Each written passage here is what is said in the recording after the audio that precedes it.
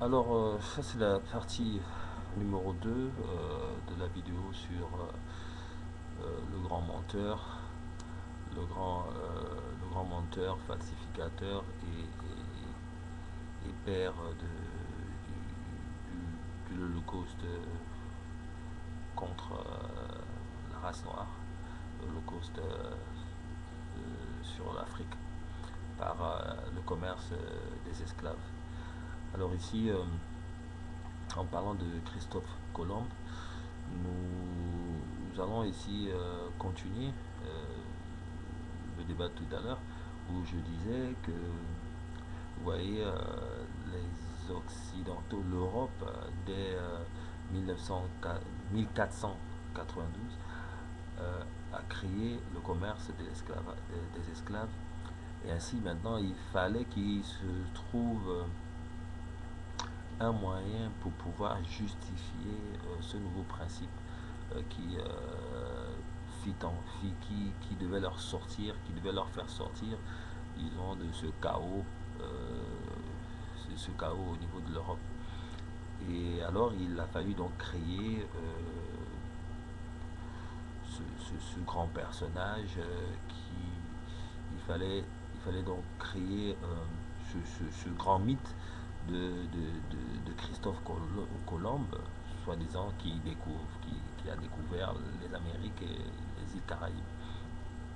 Alors, cela vous démontre encore combien de fois l'Europe est à l'origine du sous-développement de l'Afrique par cette pratique de l'esclavage. Et il faudra bien savoir que le mythe de l'ère de Christophe Colomb empoisonne le monde toujours aujourd'hui.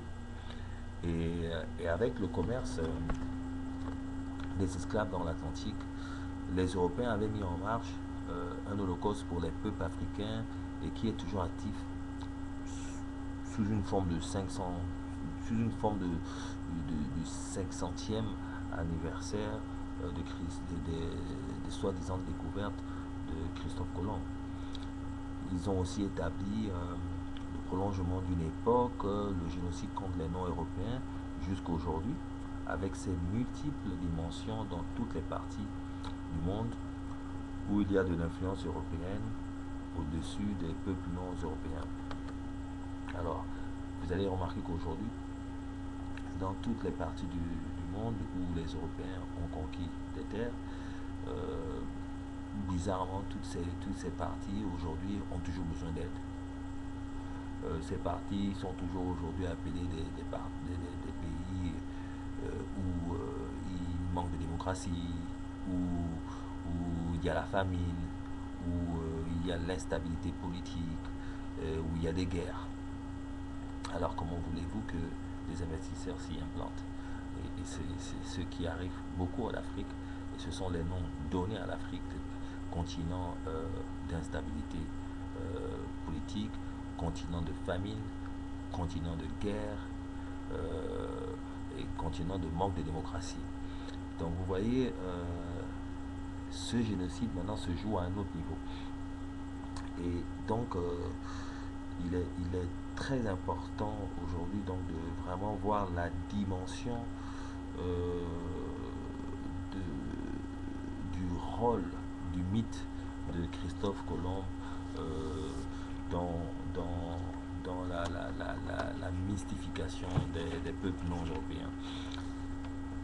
Alors, nous allons tomber tous d'accord en se disant que il n'y avait pas assez de soldats en Europe pour conquérir tout le continent d'Afrique ou celui de l'Inde, enfin du pays, celui de l'Amérique du Nord ou du Sud, ou de l'Inde, ou des Caraïbes aussi.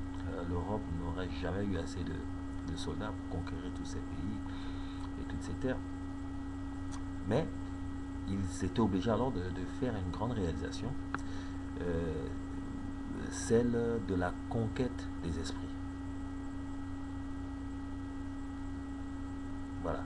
Alors, avec la conquête des esprits,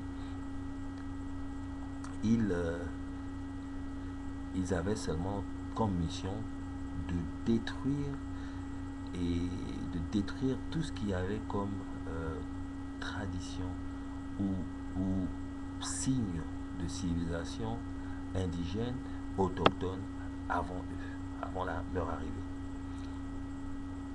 D'où l'importance profonde de comprendre l'ère de Christophe Colomb et les révélations aujourd'hui. Et comme je le disais tout à l'heure,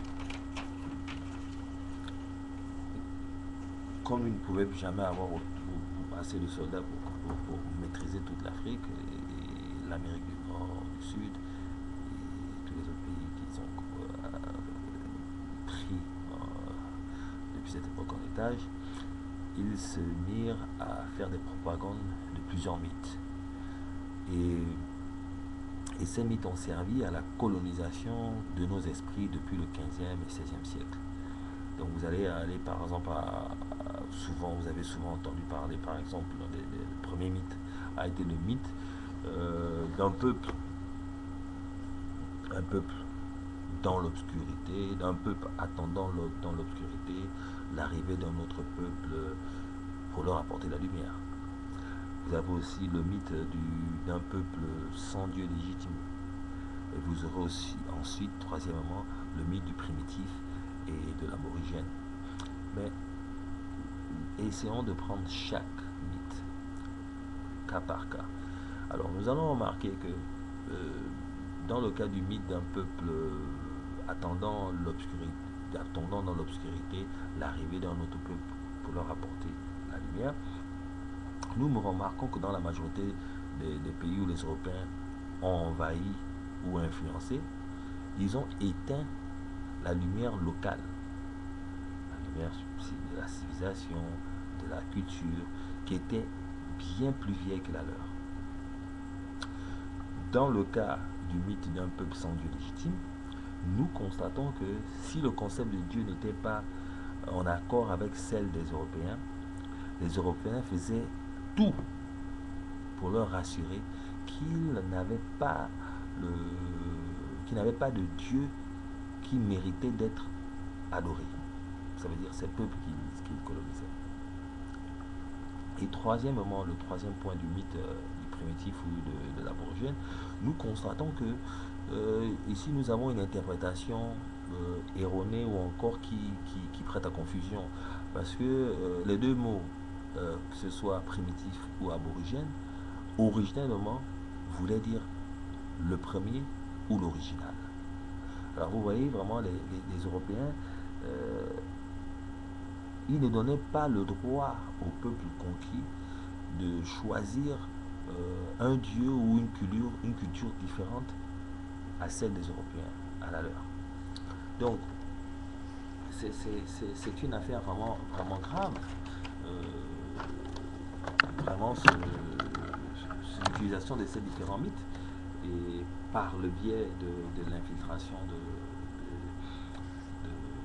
Christophe Colomb avec le commerce des esclaves. Dans cette expansion initiale, les Européens n'ont pas seulement colonisé l'histoire, mais ils ont colonisé l'information sur l'histoire. Et le plus grand désastre encore, c'est que et le plus grand désastre de leur colonisation a été la colonisation de l'image de Dieu. Vous imaginez ça? Alors, ils ont refusé au peuple conquis le droit de voir Dieu par leur propre imagination ou de s'adresser à Dieu par les mots qui venaient de leur propre langue. Alors tous les efforts avaient été faits par les Européens pour éradiquer toute tradition, tout signe de civilisation antérieure à leur arrivée. Alors vraiment je vous appelle tous alors à essayer de vous investir, à essayer de comprendre que l'histoire de l'Afrique ne commence pas par celle de l'esclavage, ne commence pas à la période de l'esclavage, mais elle commence bien avant l'arrivée de l'esclavage en 1992. Donc il faudra aller bien avant. Donc faites une recherche de l'histoire précoloniale, une recherche sur l'histoire avant l'esclavage. Ok. Et allez-y dans le 15e siècle et au-delà. Et vous verrez que vous allez tomber sur les belles histoires du Ghana, du Soudan, de l'Égypte. Et vous découvrirez alors combien de fois notre civilisation africaine était déjà en pleine émergence. Et que jamais, du grand jamais, un enfant allait apprendre à son père comment parler une langue, ok, qui était la langue, la mère de cet enfant. C'est pas possible. Donc, euh, c'est simplement pour vous dire que un enfant ne peut pas apprendre à son père à marcher, alors qu'il a 6 mois. Comprenez? Donc, c'est prématurément même établi. Mais, que voulez-vous encore? Ce sont les maîtres de la falsification, ce sont les maîtres des théories qui viennent et qui détruisent toutes les autres afin de mettre comme ordre nouveau euh, leur manière de voir. Alors je vous invite tout Africain à aujourd'hui sortir de cette naïveté parce que c'était cette même naïveté qui a fait en sorte que dans l'Antiquité, nos ancêtres s'étaient fait berner par les Européens quand ils arrivaient dans les côtes. Alors nous remarquons que vraiment ce mythe de Christophe Colomb a toujours un impact jusqu'aujourd'hui car beaucoup d'Africains toujours sont naïfs car ils ne prennent pas l'importance sur leur histoire. Et il est vraiment important de connaître son histoire. Donc je vous invite aujourd'hui à aller découvrir combien de fois Christophe Colomb, c'est une histoire qui ne tient pas debout. Comment c'était un grand falsificateur, un menteur, quelqu'un qui se perdait sur toutes les côtes du Brésil au Soudan, en Guinée, au Ghana, etc. Il se perdait n'importe où en Europe, etc. et en Amérique. D'où vient même le mot West Indies, parce qu'il il a cru qu'il était en Inde ou au Brésil, alors qu'il était toujours. Donc, enfin bref, donc, allez faire vos recherches et faites votre homework. Alors, je vous invite vraiment à ça. Et encore, le savoir est une force. Et soyez fiers d'être noirs, soyez fiers de votre histoire. Seulement par là, vous aurez des ailes et pourriez vraiment être tout ce que vous voulez être. Merci. Et encore, c'était ce que l'on ne vous dira jamais dans votre cours d'histoire. Christian Combénonde.